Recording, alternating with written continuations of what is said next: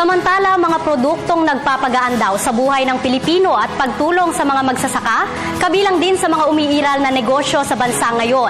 Ang ulat mula sa aming kasamang si George Bandola.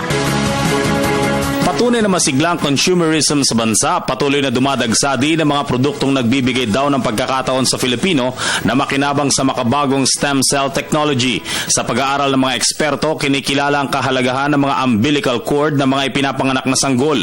Sa pamamagitan ng cord banking ng cord life na ipipreserba na ang espesyal na koneksyon ng sanggol at ina para magamit sa mga medikal na pangangailangan ng mismong sanggol kung sakaling magkaroon man ito ng depekto at sa ina sakaling gustuhin ito ng stem cell therapy.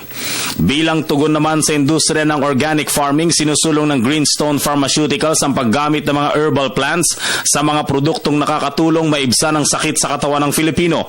Lingid sa kaalaman ng marami, 30 taon nang tumutulong ang Katingko para sa kapakanan ng Pilipino mula sa mga likhang gamot alinsunod sa Chinese culture. Iginiit ni Melissa Yung na hindi lang sa pagpapagaan ng karamdaman sila tumutulong, kundi sa mas maraming magsasaka sa kanayunan kung saan nila binubuhay ang mga halaman para sa kanilang produkto.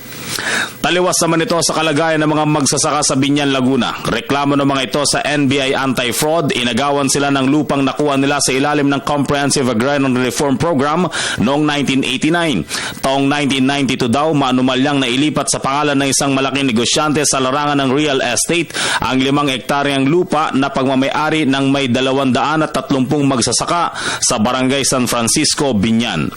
Para sa Telebisyon ng Bayan, George Bandola.